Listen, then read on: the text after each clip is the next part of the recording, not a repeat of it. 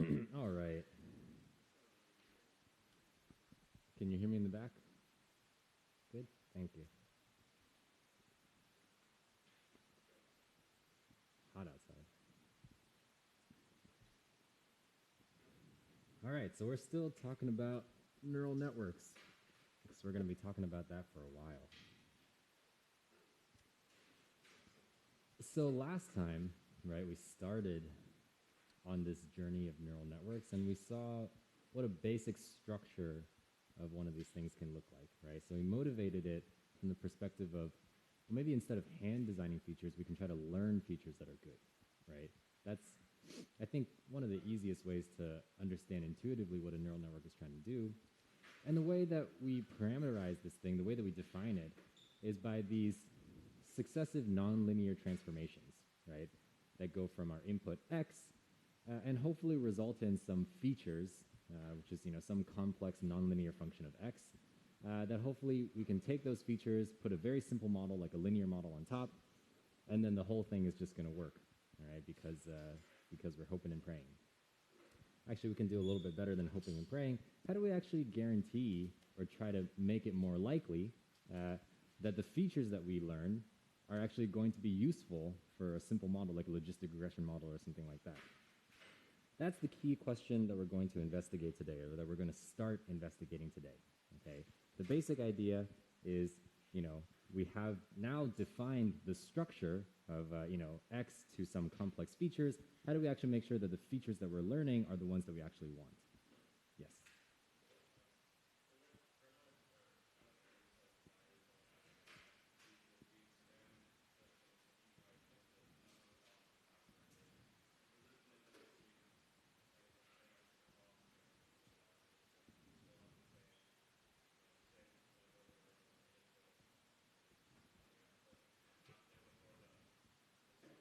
This is a great question. So the general question is like dimensionality of the features that we learn versus the input dimensionality. So in general, they don't have to be the same. In the middle, we have, remember, these nonlinearities, but before that, we have the linear layer. The linear layer can turn any dimension into any other dimension just by defining, big or small matrices for that, affine transformation. In general, which way do we want it to go? That's problem dependent, right? So a lot of the times, if we're already working with some really high dimensional input like an image or something like that, we want to go lower, and that's more reminiscent of dimensionality reduction, right? But sometimes if we're working with some features that are not that big, maybe we actually want to go higher so that we can represent more complex functions of that input that a linear model can work well on. And that's a little bit more similar to kernelization, but it depends on the problem.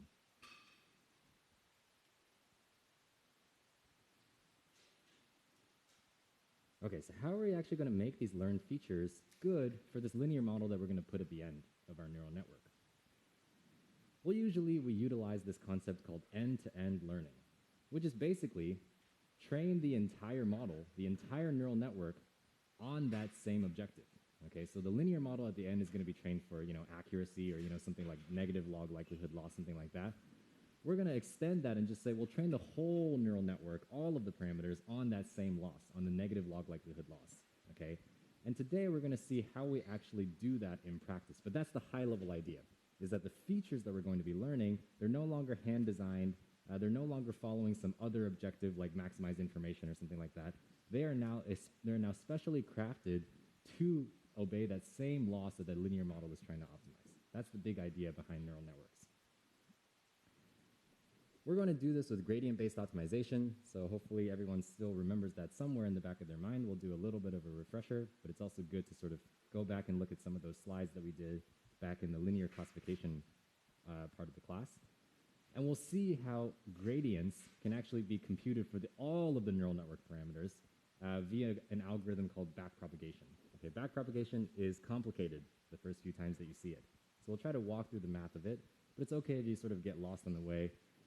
You have to make sure that you'll review it later, and also you're going to have to do it on your homework anyway. So at some point you will understand some part of it, but maybe not today.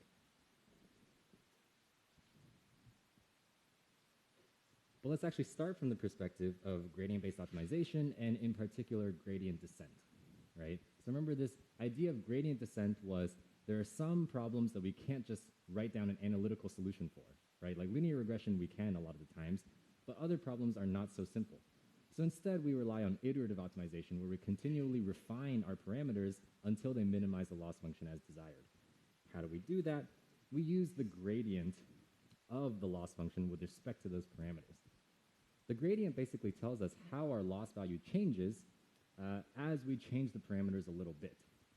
So as it turns out, we can decrease the loss if we move with a small enough step size, what we call step size or learning rate alpha, along the direction of the negative gradient, which is basically pointing us, quote unquote, opposite the slope in each dimension. We're trying to minimize, remember, so we're doing gradient descent, okay? This is not an obvious statement that moving in the direction of the negative gradient is a good idea, but as it turns out, there are very sound theoretical reasons for why this is a good idea a lot of the times. So then we basically repeatedly perform these gradient updates over and over until we're satisfied with these parameters that we're learning. So here we have, this assignment operator, right, which means read this right side first. We evaluate this right side, and then we assign that to be the new parameters theta, right? So whatever parameters we have, minus, right, gradient descent, some learning rate or step size times the gradient with respect to our loss function. And then we take those new parameters and assign that to be or we take that, updated parameters and we assign those to be our parameters for the next iteration, recompute the gradient, rinse and repeat until we're happy with the parameters that we have. And a small modification of this is that sometimes we use stochastic gradient updates instead of, here we've written the full batch, right? Like all of our n data points. Sometimes we might only use a randomly sampled set of B data points from our overall data set. And then we'll take stochastic gradient updates instead. This is very practical when we have a really, really large data set, and we don't want to be spending all that time calculating exact gradients when an approximate stochastic gradient will do.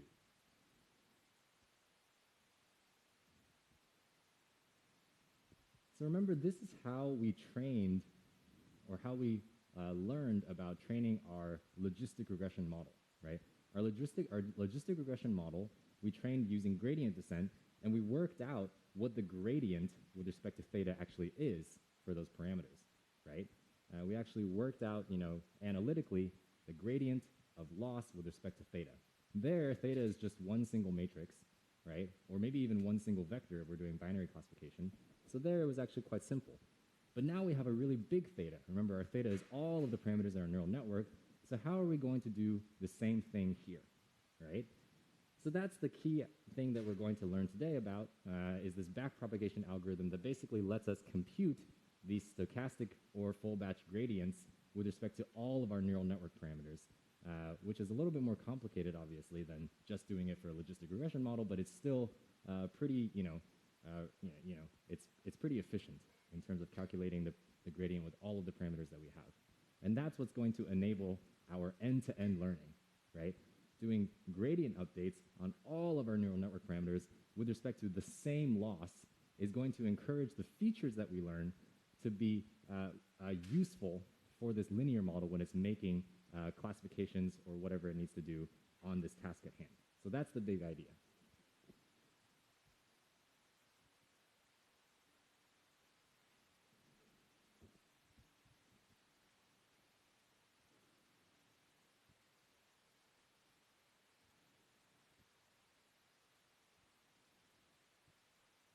Let me take a little detour before we get there, because I don't want to start with so much math. Let's start with some pictures first. We're going to talk very briefly about how we actually do some amount of visualization of losses, loss landscapes, and then optimization. What it is, how it is that we actually visualize some of these things. Optimization is hard to visualize. Well, basically anything is hard to visualize for anything more than two parameters, right? Because we know how to draw things in 2D. We sort of know how to draw things in 3D. We really don't know how to draw things in 4D, and anything beyond that is just, we can't really comprehend what it means to visualize anything more than something like two parameters, right? When we do have two parameters, we can, visualize things pretty nicely. Like, I can draw something that kind of looks 3D, where I have, my first parameter, theta1, second parameter, theta2, and then my loss. And then maybe if that looks really nice, like maybe this is like a logistic regression model, I might get something that looks, like it's really easy to optimize, like some kind of convex bowl. And then, my gradients are just pointing me from anywhere. My gradients are pointing me towards that optimum, right, of reaching the minimum of that bowl, and those are the parameters that I really want. And then sometimes, when we don't want to draw in 3D, right, if we have two parameters, we might instead visualize things as landscapes, right, which kind of look like these, these level sets, these contours that we can draw with respect to the loss function. And again, here we're visualizing a loss function that's really quite nice, right? If we expanded this out into 3D, it would look similar to that thing we have on the left, where it looks kind of like a bowl, and anywhere we are, it's going to eventually point us to the minimum of that bowl. We're going to be able to reach that optimum. But neural networks have way more than two parameters. That's kind of the reason why they're so good at solving all these complex problems. They can have thousands, millions. These days, they have like billions. Sometimes they have like hundreds of billions of parameters, right? And visualization in that case just becomes totally infeasible in terms of like how would we even visualize a loss that's a function of 500 billion parameters. It doesn't really make sense anymore, right? That also means in general that we're not going to get these nice looking losses, right? Like even if we could visualize something that was 500 billion dimensional, it's definitely not going to look like a bowl. It's going to look like something that we can't even comprehend, but it's really, really complex, right? Nevertheless, for visualization purposes, we're going to pretend sometimes that neural networks have two parameters and work from there because it's just going to simplify our lives, okay? It's not an exact scientific picture, but sometimes we'll find it's still useful for building up the right intuition for what certain optimization techniques might be doing. And so that's kind of the high-level idea. There have been some pretty interesting works that have explored ways that we can try to visualize these higher dimensional loss landscapes. Usually they actually follow similar principles to dimensionality reduction, where we're basically trying to take something that's very high dimensional and visualize it in a lower dimensional way. And doing this actually, it's not like PCA, but it's like dimensionality reduction techniques. And doing this, we can actually get some pretty interesting pictures. Like this is a visualization of a lost landscape in 3D, I guess, but in 2 parameter dimensions for some neural network, and we can see that it's nasty looking, right? So it's definitely not quite as nice as this bowl that we have on the left, and so we're not going to enjoy the same kind of guarantees about like convexity and reaching a global optimum and things like that. Nevertheless, we find a lot of the times that in neural networks, reaching a global optimum is a goal that we don't need to shoot for. And doing pretty good with a neural network is usually good enough. That's kind of the heuristic bit of it that's important to take away. Yes. This diagram is not PCA. It is reducing the number of parameters in a neural network down into 2 large dimensions, not principal components, but dimensions that matter, and then visualizing in that space. Yes. And similarly, there's actually another work that does something similar where they also try to do visualization in 2-dimensional spaces. Here you get the flavor that we can draw analogous pictures for neural networks as we can for other things that look a little bit nicer and a little bit easier to draw. But what we get are pictures that don't look quite as nice, right? Like we're not really getting these convex functions that we can optimize to global optimality. But maybe sometimes we can hit a local optimum, or maybe we can just hit a set of parameters that has pretty good loss, even if it's not an optimum, right? And a lot of the times for neural networks, we're going to be happy enough if we're able to do that. That's the high-level idea. So throw all of your, theoretical considerations out the window. We're not doing that, at least not right now.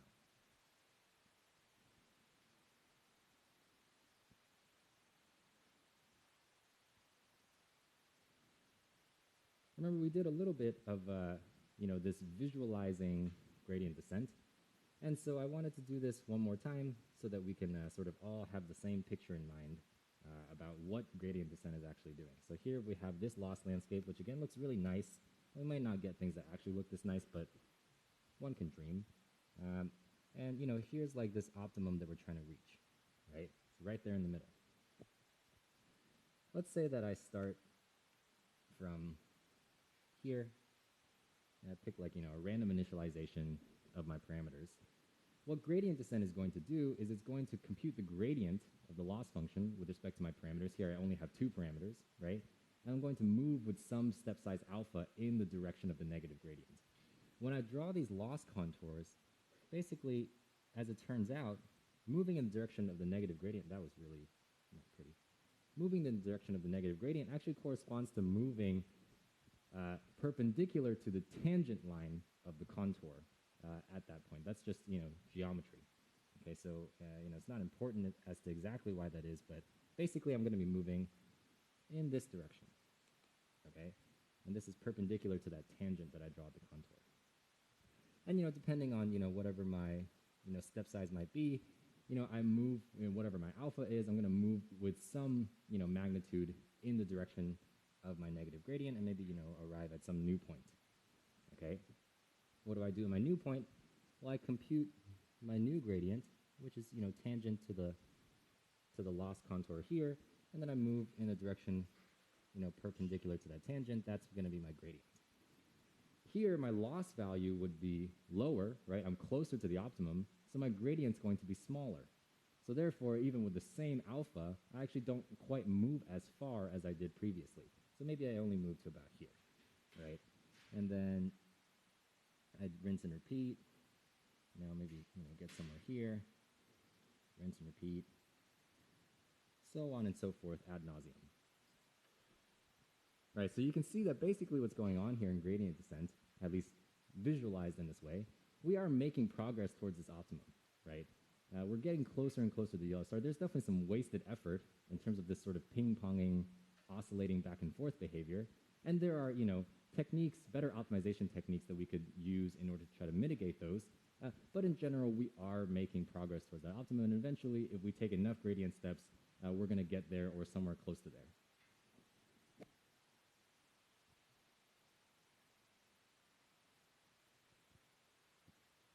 So that's the goal, okay? Here we visualized it for 2 parameters. In a neural network, we could have 1 billion, but the general underlying concept is the same. Compute the gradients with respect to your parameters. It doesn't matter if you have 2, doesn't matter if you have 1 billion. You're going to compute the gradients with respect to all of your parameters, and then you're going to take gradient descent steps in the direction of that negative gradient. And that's the whole thing. That's how you update your parameters. You just do this until you're satisfied with the model that you've learned.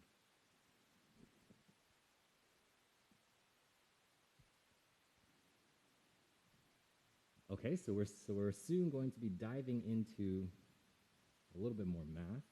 All right, so everybody buckle up. What gradients do we need in particular? So this is how we want to update our parameters, right? We want to update them according to this gradient update step. So we need to compute the gradients with respect to theta. And remember, what is theta? Theta represents all of our parameters in the neural network, right? So if my neural network has L hidden layers, right, as we called them before, L nonlinear layers, a nonlinear layer is a linear layer followed by a nonlinearity, right? The linear layer has parameters. It has a weight matrix and it has a bias that defines how that linear transformation works. So at every linear layer, I'm doing Wx plus B, right, in order to get my output. And then, or, it doesn't have to be X, right? X is my input, but it could be W of the input times B, or plus B, right? And then my nonlinearity, generally speaking, does not have any parameters. It's just, some tan H or some rel U or something like that. So then I have all of the W's and B's for all of my nonlinear layers, and then at the end I have this linear model, right, like a logistic regression model. And so I'm going to call the parameters of that model W final and B final. We can consider those also parameters of the neural network as a whole, right? If I'm treating the neural network as a function from X to predictions rather than just X to features. And I can put all of those parameters together into a list that I call theta. These are the parameters with which I want to compute gradients with respect to. So we need to compute all of these things, okay? Gradient of our loss function L. Here I've, left out the bit that's like theta, semicolon, xy, just for space, but that's implied, right? So gradient with respect to the gradient of the loss function with respect to all of these different parameters, all of the W's and B's that I have in my neural network.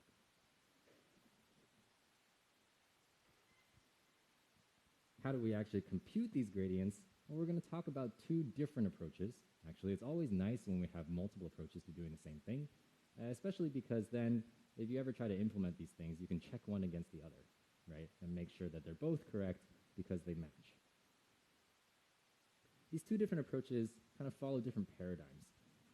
The one that is actually most important is the analytical paradigm, where we can compute these gradients via math. Okay, just our understanding of how math works. Okay, that's going to be back propagation, that algorithm.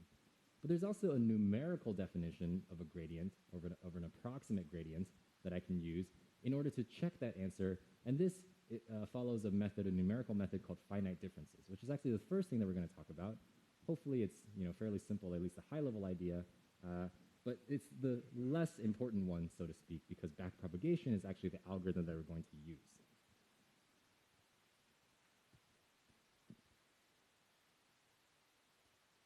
But first, very briefly, numerical differentiation via finite differences.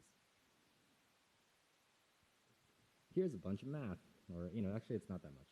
So the method of finite differences is actually very general. It's basically, how do I approximate grad of f of x with respect to x for any f that's smooth, that doesn't have all these jagged discontinuities and stuff, and the vector x that it takes in. That's the basic idea, right? Well, how does that map onto what we're trying to do here? Well, here, f is L, the loss function, right? And the x that we're passing into our f is theta, the parameters, right? So we're trying to compute the gradient with respect to the parameters of the loss function, and so that's how this maps onto this f of x business that we have here, right? Basically, what finite differences says is that I can approximate the partial derivative of f with respect to every dimension of x according to this particular formula. I take x and I increase the ith dimension by a little bit, by some epsilon. And then I pass that through f, and I get an answer. I get some output from f. And then I take that same ith dimension and I decrease it by the same epsilon. This epsilon is like some very small number, like 1e negative 5, something like that. And then I take that and I pass it through my function f to get some output. I take the difference between those outputs and then I divide by 2 epsilon, and this gives me a rough idea of the slope of that function across some very small range, which, as that epsilon gets smaller and smaller, gives me a better and better idea of what the gradient or what the partial derivative is with respect to that dimension at that point x. Yes?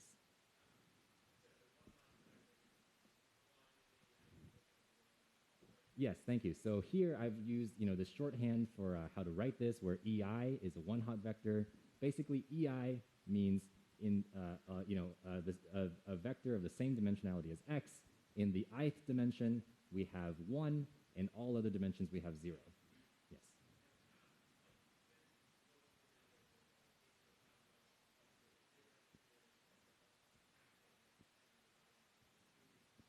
Oh, yeah, great question, actually. So this looks pretty familiar, maybe, if you've taken a calculus course, and this is basically like limit as epsilon goes to infinity is how derivatives are actually defined.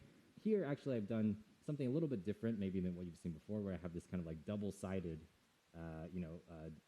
epsilon that I'm using, where I'm both adding and subtracting by epsilon instead of just adding.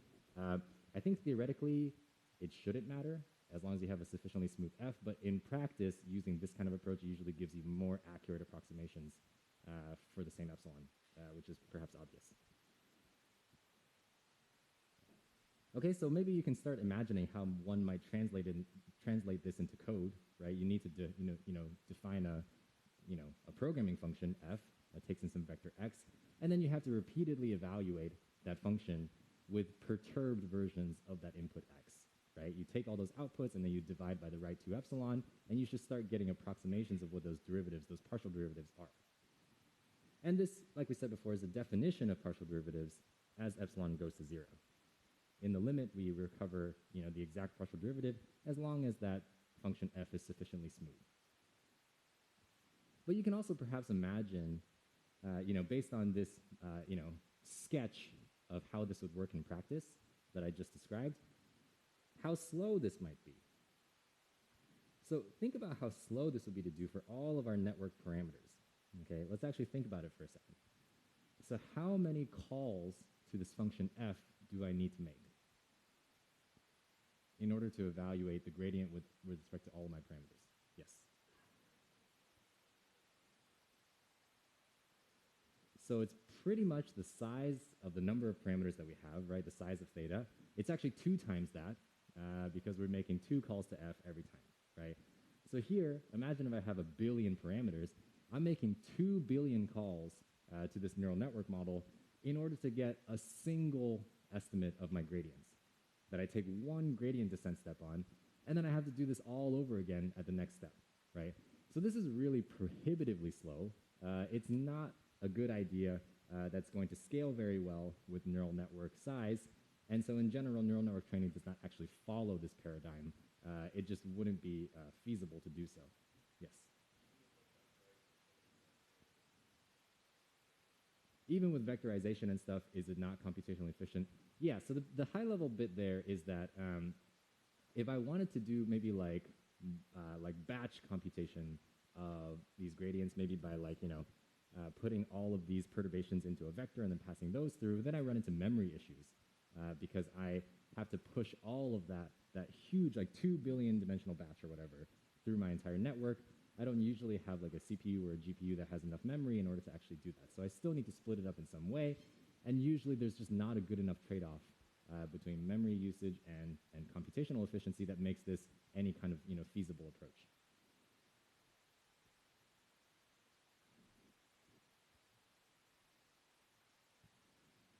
But nevertheless, as we've written here, it can be pretty useful as a method for checking gradients. If you ever need to write gradients by hand, which you will need to do on your homework, numerical methods like finite differences can be pretty useful just to make sure that you don't have a bug somewhere in your gradient computation.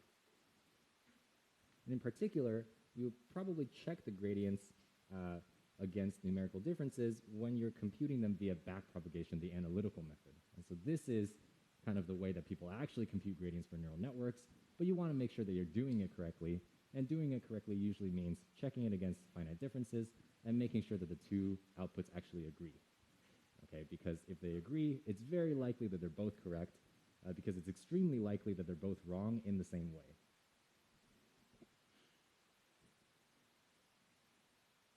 So backpropagation is a faster, much faster, and more efficient method for computing gradients for neural network parameters in particular.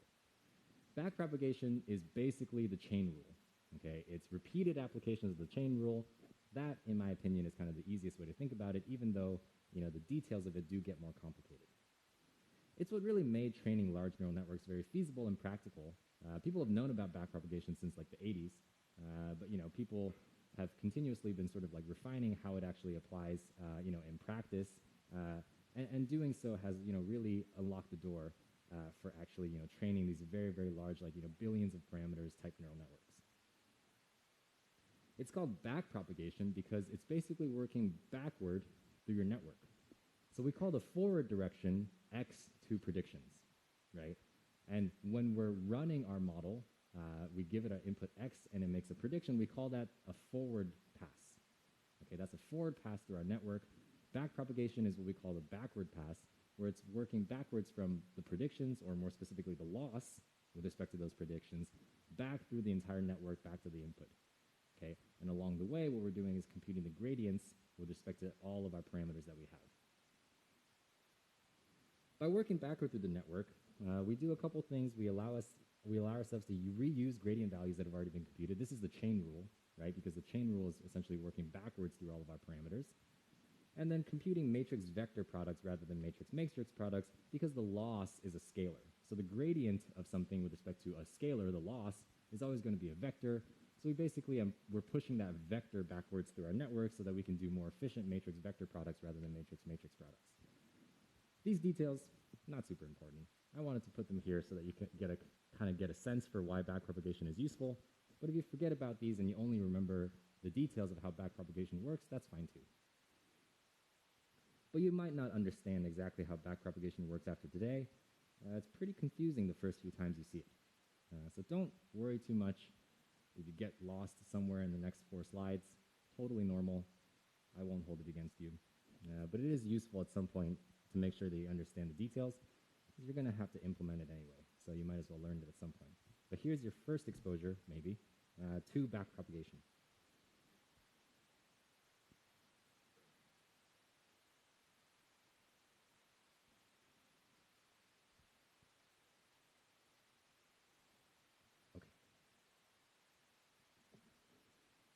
let's start with a forward pass through our network, just as a warm-up. We're going to go from inputs to predictions, and we're going to work with two hidden layers for concreteness. Okay, so this depiction of the model is up here in the top right. Okay, so X goes through a nonlinear layer, which is, remember, just a linear layer followed by nonlinearity. We call that A1. In the middle, we could call something like, we could call that Z1, right, which is the output of the linear layer. Z1 goes through the nonlinearity to become A1. Okay. Similarly, A1 gets transformed into A2 using the nonlinear layer. Those are the features that we say our neural network is producing, on top of which we stick a linear layer, which is basically, just this logistic regression model that gets a Z, which we then pass through a softmax in order to get our predicted probabilities. So, what does our forward pass look like? Well, like we said before, let me denote this intermediate thing as Z, so I'll call it Z1. This is the thing that's actually the output of our first linear layer. Okay?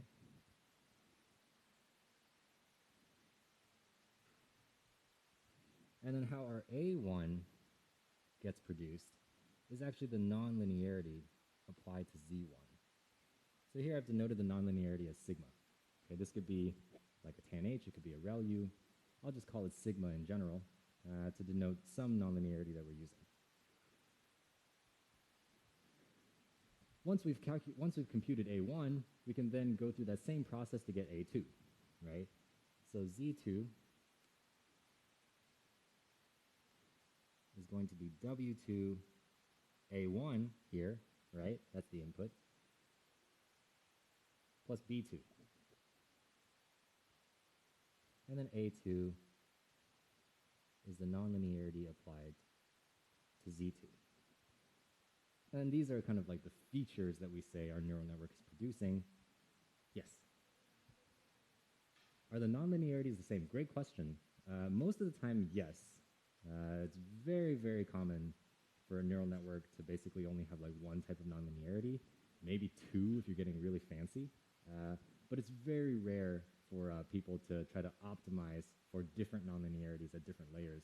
That usually is not something that people consider. Bless you. And then what we call our logits, right, Z, which are actually going to go into our softmax, right? This is just the output of my final linear layer, which here I've called W final, operating on A2, right, plus B final.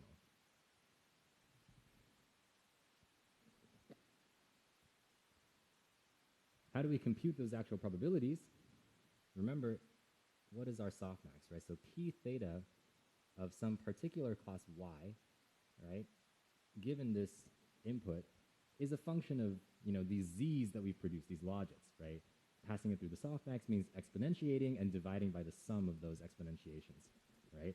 So here, what we actually want is the exponent of Z divided by the sum of all of those exponents of Z. Let me make this a little bit more clear. This numerator is a vector. So here I'm saying element-wise exponentiation of all of the elements in my Z vector. This denominator is a scalar because I'm doing element-wise exponentiation, but then summing together all of those elements in my vector into a single number, right? Yes. I'm sorry? Could I write it as 1 transpose exponential Z? But you need it to be division, right? For the denominator. You could write it as 1 transpose exponential Z. That's correct. Yes. For the denominator. But here, actually, right, the probability, so if this Y is some number between 0 and k minus 1, then what I actually want from this whole thing, right, is like the y'th index of that vector, right? So it's a vector divided by a scalar. That's still a vector. Each one of those vectors is going to now be a probability value, right? And then I pick the y'th index out of that probability vector and that gives me p theta of y specifically given x. Right? So if y is between 0 and k minus 1, I'm going to pick that particular index out of this vector that I'm computing. Yes?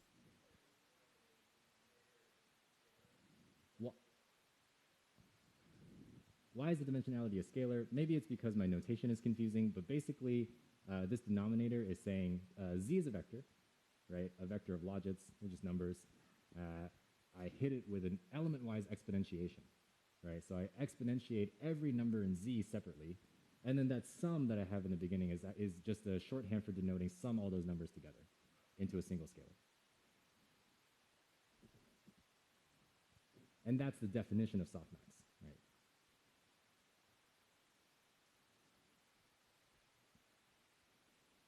Okay, so that's our forward pass. We've computed, our logit z and also this probability, which is going to factor into how we actually do our loss computation, right?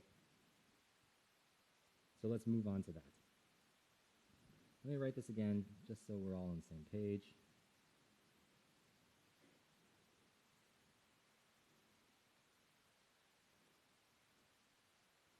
We're taking like the yth index of this vector, right? And our loss function, remember, we just defined as the negative of the log probability of this thing. What is that? Well, basically what we have here is log of an exponent of a number, which is just going to be that number. What is that number? It's z, right? Or I'm talking about the numerator right now. It's z in that particular index, right? So what I want to do is get the yth index of z. That's going to be the log of this numerator right here, okay?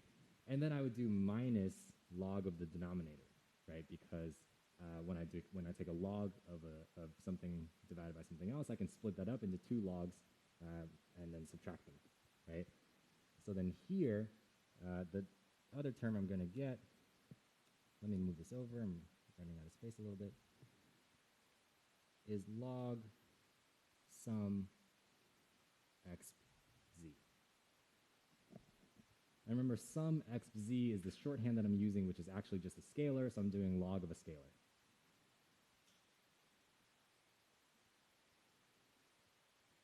And then if I negate this, this becomes my loss function.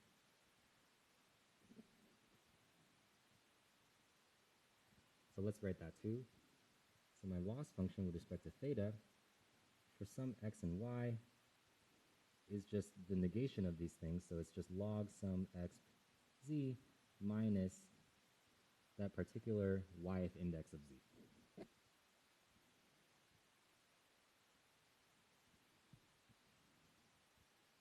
And what I want to compute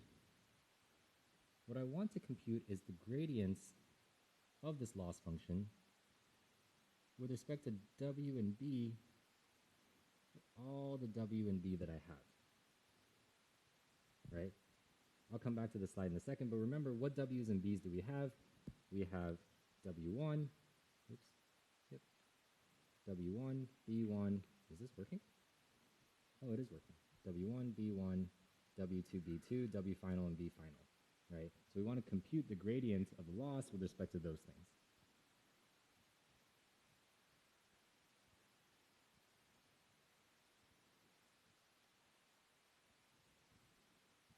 Okay. So let's first look at the gradient of the loss with respect to w final and b final. Okay, we're going to work our way backwards, right? So we're going to start with w final, b final, and then use that to work our way back into w2, b2, and so on and so forth. So remember, this is our loss, right? It's log sum x of z minus z. Here I have yi. That's the same thing as the y that I was writing before, okay? And also the way that the z, the logits were actually computed was this matrix multiplication, this linear layer, right? What is the gradient of the loss function with respect to w final? Well, I can write that as the gradient of the loss function with respect to z times the gradient of z with respect to w final. This is the chain rule, right? The chain rule allows me to split up these gradients into pieces that I can actually compute. So first, let's look at the gradient of loss with respect to z, okay? Because from there, we can then incorporate the chain rule in order to compute that gradient that we actually want, which is with respect to W final. The gradient of the loss with respect to Z, well, what's this thing right here? Oh, sorry, what's this thing right here? Well, I have to use the chain rule to figure that one out, right?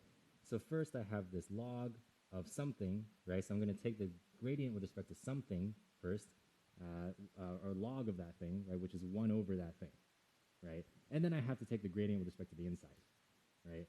So I know it's going to be something over some xz, right?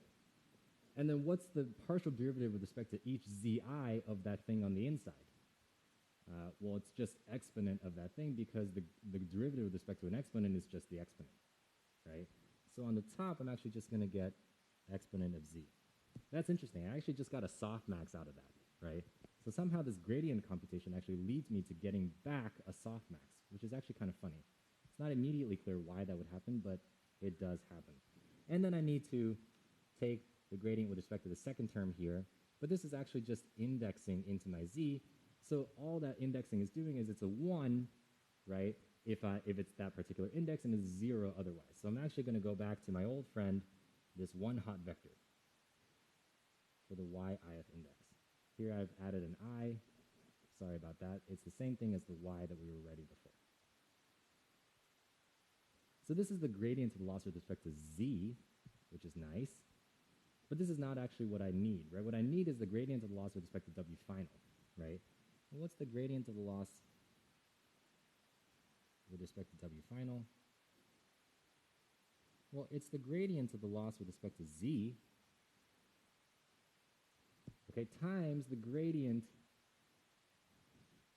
or the derivative of Z with respect to W final. Here, gradient is not quite the right term to use anymore because we don't have scalars that we're computing with respect to. It's something more like a high-dimensional Jacobian, but let's just call them derivatives, okay? So it's dz dw final. And what is dz dw final? Well, let's write this out first.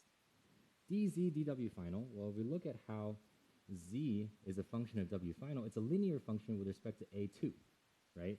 So we can sort of, intuit this and figure out that basically the only term that I'm going to have pop out of dz dw final is a2, okay, because it's just this linear thing, right? That's just how derivatives work.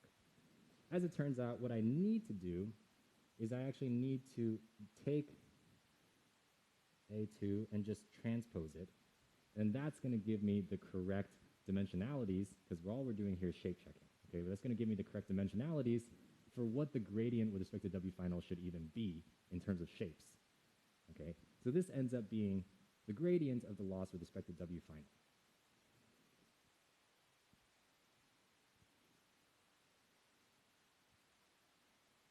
And then the gradient of the loss with respect to B final, I can think about it in the exact same way, right, using the chain rule.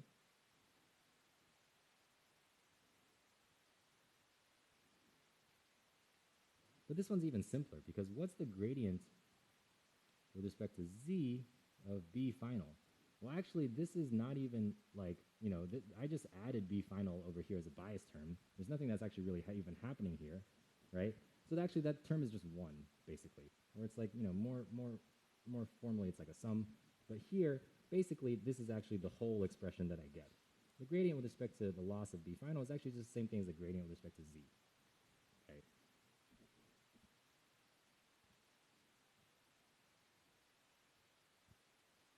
And then I'm going to compute one more thing, okay, and it's going to be apparent, it's going to become apparent, hopefully, on the next slide, why it is that I'm actually computing this thing, but it's not going to be immediately obvious, right? One additional thing I'm going to do is compute the gradient with respect to A2 of the loss function. A2 is this other thing that we have in here, right? So we computed the gradient with respect to W final and B final. That's actually the gradients that I need in order to do gradient descent, right? I don't actually need the gradient with respect to A2 to do gradient descent, but as it turns out, as we're moving backwards to the network, having this piece is going to be useful.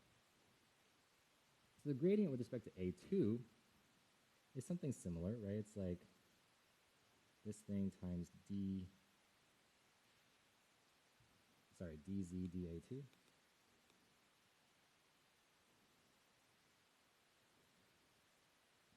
Which turns out to basically be, well, actually I'm going to transpose these things. So it's actually W final transpose the gradient of L with respect to Z. And remember, if you in case you forgot, this gradient of Z, this L with respect to Z, we computed as this thing right here. So we could substitute this thing that we already computed into all of these expressions in order to actually get those gradients that we want. Okay, so that's not some term that we're leaving undefined. We've actually already defined that term or computed it.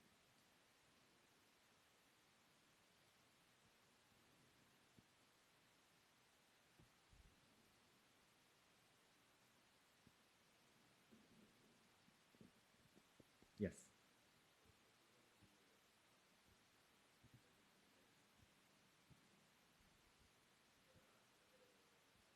If we go deeper with respect to the layers, is the math going to get more complicated? I'm so glad you asked that question, because now we're going to move backwards into our network and see whether or not things get more complicated. I do see some blank stares, but that's okay. We're going to power forward, and then maybe you can look at these slides later too. Here, now let's try to figure out what's the gradient with respect to W2 and B2 of our loss. So remember, A2 was produced as the nonlinearity of Z2. And Z2 was produced as a linear transformation of A1. Okay, that's just what our forward pass was doing, right? So let's actually first, like we did on the previous slide, actually look at the gradient with respect to Z2, of the loss function. Well, this thing is going to be the gradient with respect to A2 of the loss function, chain rule, dA2 dZ2. Right? What is this thing? Well,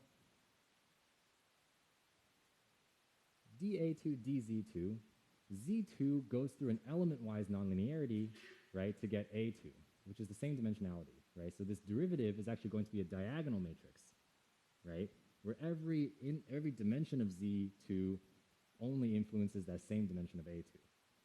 And it's just whatever derivative is specified by the nonlinearity. Right? It's going to be different if you have like a tan H versus like a rel U or different things like this, right? So this thing actually becomes a diagonal matrix, which is just sigma prime, which is the derivative of that nonlinearity, with respect to like, Z2 first index all the way down to Z2, last index, which here I'll denote with shorthand as D, because I'm, starting to get lazy. Okay. Now we have gradient with respect to Z2 of our loss function. Let's go back to this previous slide. I'll go back to the other slide too. We first computed on this previous slide gradients of L with respect to Z. We use that everywhere in these W final and B final computations, right? These would just sort of slot in, gradient of L with respect to Z sort of slots in when computing these gradients with respect to W final and B final, right? The key piece here is that now that we've, gone backwards one layer and computed the gradient of L with respect to Z2, we can use that exact same trick in order to compute the gradient with respect to W2 and B2, okay? So here in particular, gradient with respect to W2 is just gradient of the loss with respect to Z2 times dZ2 dW2, which is what? It's A1 transpose. Similarly, like what we had before, the gradient with respect to B2 is actually just going to be the same thing as the gradient with respect to Z2, because dZ2 dB2 sort of just, it's just one basically. So a pattern emerges. Do you see it? Well, the basic pattern here is that gradient with respect to W final and B final looks a whole lot like gradient with respect to W2 and B2, just with a different z that we're computing with respect to. So as we move backwards, we're computing with respect to these different, intermediate activations, but then those gradient computations of our parameters actually pretty much look exactly the same, just at different points along the intermediate activation chain. That's basically the only difference that's going on here. So as we use the chain rule to propagate backwards, that's how we actually end up computing our gradients. I'll give you a 1-minute summary because I'm out of time. To do backpropagation, perform a forward pass and then cache all your intermediate ZLs and ALs. So save all of those because you're going to need those to compute these gradients that we've defined, right? Then we work our way backwards to compute all of the gradients of the loss function with respect to all of these W's and B's. Sometimes computing gradients with respect to A's as well and Z's, right? Because those are the intermediate pieces that we need. Going backwards allows us to reuse gradients and results in matrix vector product computations. Not interesting.